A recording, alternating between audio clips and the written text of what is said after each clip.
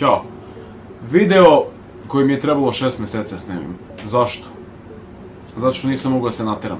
Ne zbog lenjosti, ja sam, istinski sam čvrsto to hteo, prvenstveno i osnovno radi širenja svesti i radi širenja nekog mog iskustva, a u isto vreme želeći da čujem potencijalno neko tuđe iskustvo ukoliko vi ili neko vaš prolazi kroz to. Zašto nisam mogao da se nateram? Pa, onaj ko prolazi ili ko je prošao kroz ovo, zna koliko to ume da, kako fizički, tako i možda čak i više psihički da lomi. Šta više, stručnjaci kažu i zvanična statistika je da je kod osoba sa TSV sindromom, na engleskom je skraćenica TSV, kod nas još uvek nema naziv, zvanična je činjenica da veliki broj osoba sa TSV sindromom pati od depresije i da su u velikoj meri skloni suicidu. Naravno, ja kao ja nisam taj lik, taj film kod mene nećete gledati, to je suicid i slične priče, ali to sam namerno sam rekao taj podatak da bi vam dočarao koliko psihički ume da lomi. Ubija inspiraciju, ubija sve aspekte života, bukvalno ljubavni, društveni, profesionalni ili ti poslovni, sve što možete da zamislite ubija. I kako se boriti protiv toga? Pa vreme, znaš. Mnogi ljudi i na TikToku kad sam pre par meseci objavio video koji je preko noći, bukvalno preko noći više od 20.000 pregleda skupio, što je mene iskreno pozitivno iznenadilo.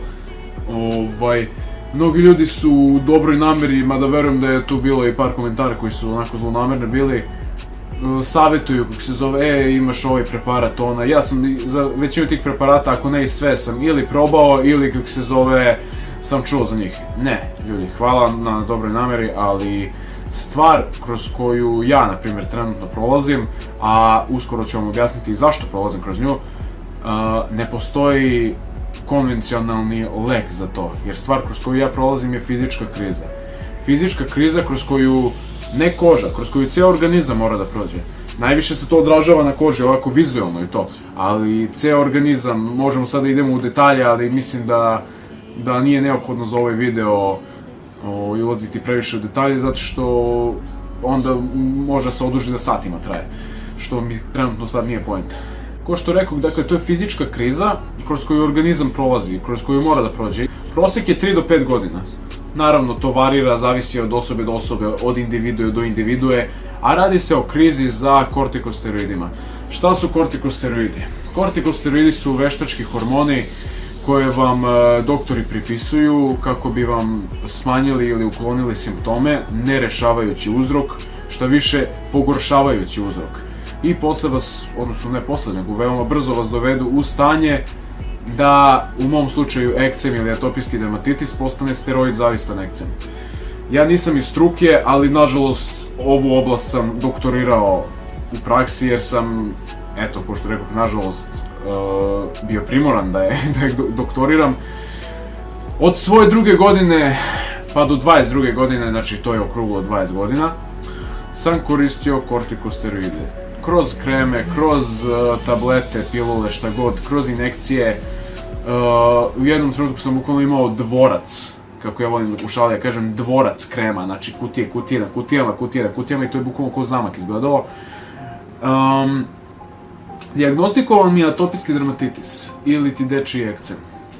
Ekcem je po definiciji usko vezan za decu, za mlade ljude i malu decu.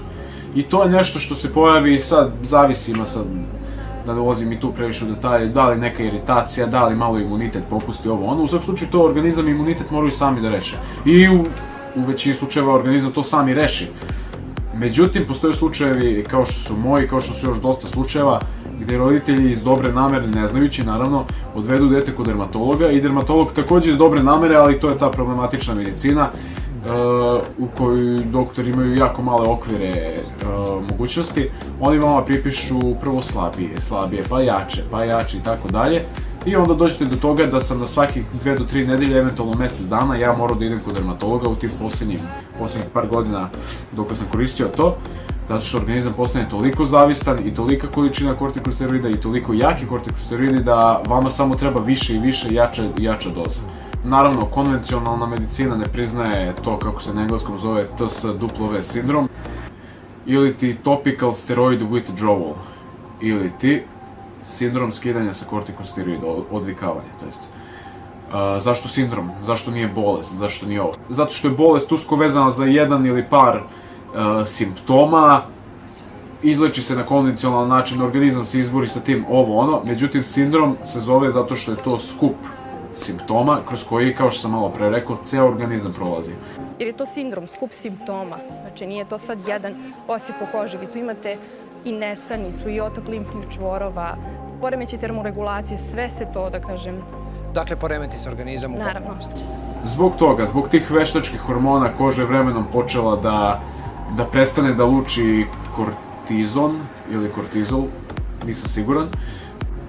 Zašto? Pa iz prostog razloga zato što ga veštački dobija. Kao bilo koji hormon koji čovjek veštački uzima, organizam vremenom to prestane sam da luči, zato što shvata da mu je previše, da mu je prevelika doza toga u organizmu i da nema potrebe sam da luči. I iz toga dalje nastaju dalji problemi. Kao što rekao, sama zavisnost, lošija funkcija nadbubrežne žlezde i slično. Tu ima sad dosta detalja, da ne bih u ovom videu pričao, preskočit ću to, znači ima svašta, oticanje limfnih čvorova, privremeno pečati, ne znam da li se vidi, privremeno pečati na kosi koji mi sad zarastaju, hvala Bogu, folikula se obnavlja. Doduše, pečati su indirektno zbog toga, zbog infekcija koje se stvaraju, pa infekcije odbacuju dlake i sad da ne ulazimo u detalje. U svakom slučaju, prosek je 3 do 5 godina i utiče na sve.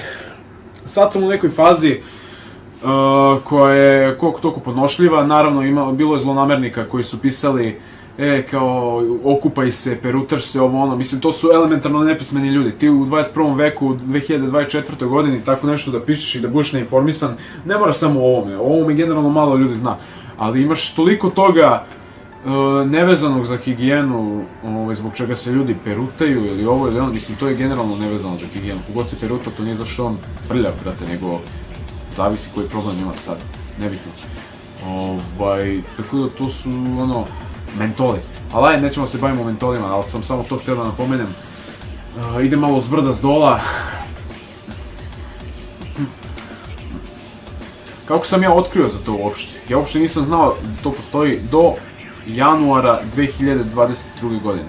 Kada sam sasvim slučajno na televizoru, ja koji uopšte ne palim televizor, ali eto to smatram da je neka poruka od Boga, zato što bukvalno sam slučajno, sasvim slučajno, naletio dok je išao televizor, ja čujem 100% neko priča i ta priča se 100%, znači ne 99, ne 99,5, 100% se poklapa sa ovim mojim. Pogledam slike, vizualno isto, kao da gledam sebe samo što je druga osoba u pitanju, a ta osoba je farmaceut Anđela Tonić.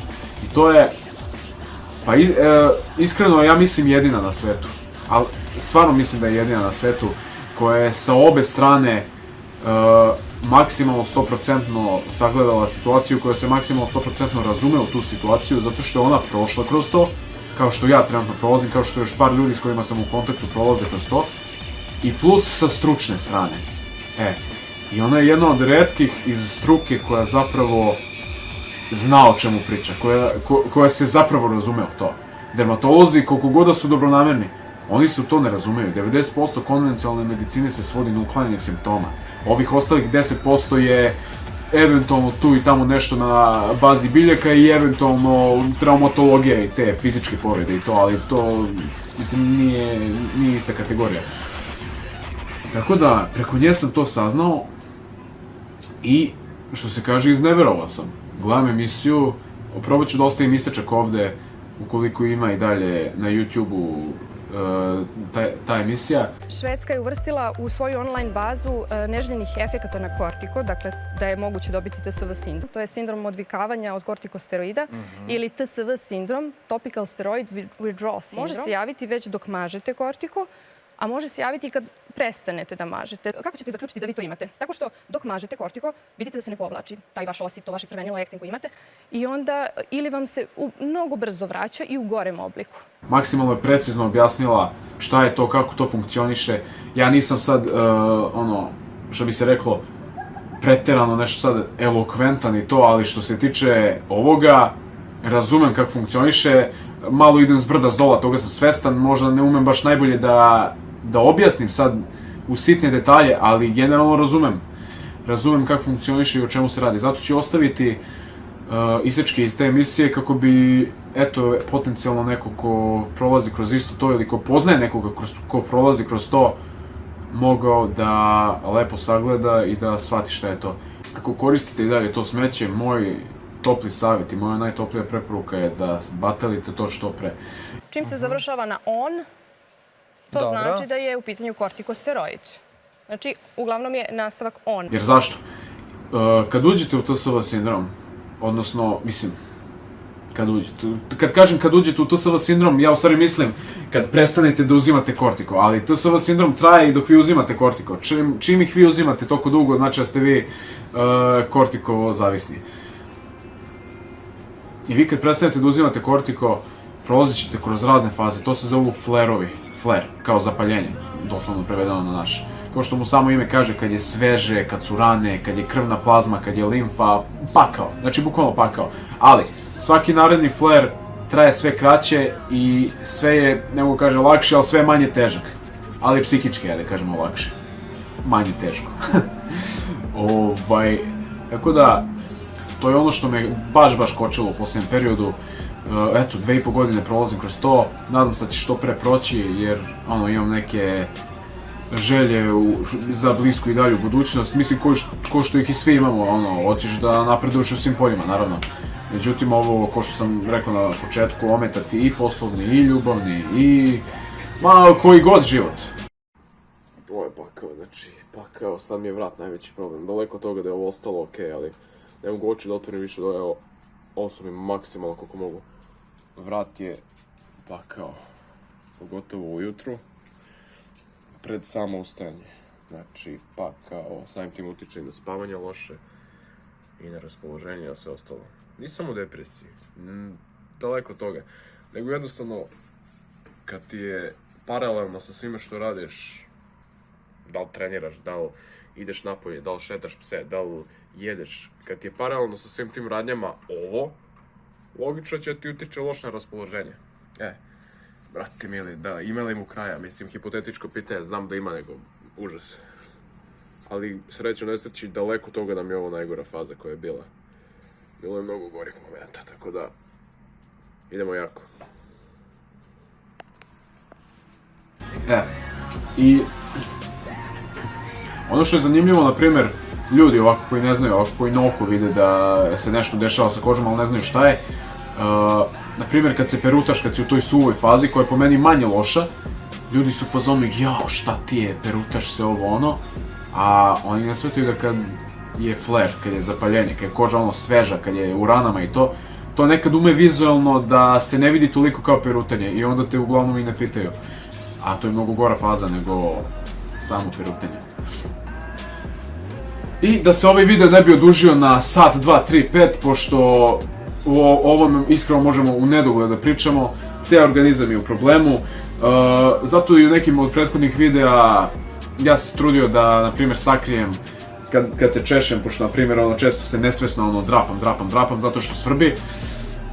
Ne iz nekog kompleksa, ne zato što se stidim, na kraju krajeva da se stidim ne bih pričao o tome, mislim, stidim, ne znam, čega tu čovjek da se stidi.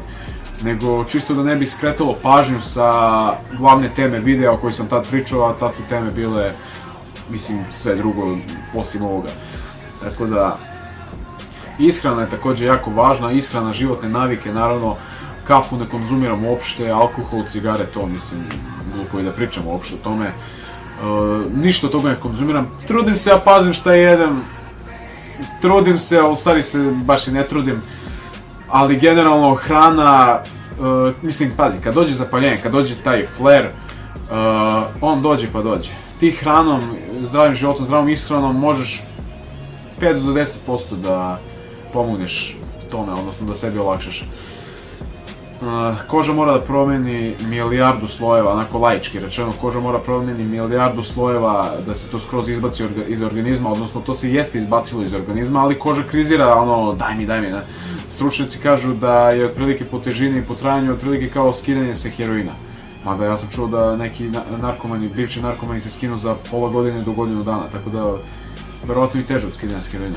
Ali ne veze, nismo tu sad da bi se trkali i kome je lakše, kome je teže, neko čisto kažem. Koža mora da promeni milion slojeva i kao što vidite, ove fleke, ovo što vidite, to je nova koža. Negdje zadebljana, negdje malo tanja, negdje malo pigmentacija, ali u suštini to je nova koža. I trening dosta znači, što zbog skupljanja vode u faci, što zbog limfnih žlezda, što prvenstveno zbog psihe, zato što baš ono, ko što sam već milion puta rekao, psihički baš ubija. Ja ono da ne treniram redovno i da ne treniram jako, ko zna gde bi psihički bio. Tako da, ovo smatram nekom vrstom povratka, ne nekom vrstom, nego povratak posle 6 meseci nisam ništa snimao za YouTube. Nove stvari dolaze uskoro i ovo je verovatno posljednji video gde me gledate na kanalu koji se ovako zove. Menjam ime kanala, tako da vidjet ćete sve. Možda neki od vas koji sad gledaju već videte novo ime kanala, ali eto, o tome sam teo da pričamo. Ovo mi je za sad ono najveća i najvažnija borba, da kažemo, u životu i samim tim i najvažniji video do sad, tako da to je to, kraj. Na kraju će, mislim, biti sve u redu, to se podrazumeva, ishod nije neizvestan, nego samo dugo traje i psihički, ono, baš teško, inače bit će to sve cool. Ćao, vidimo se.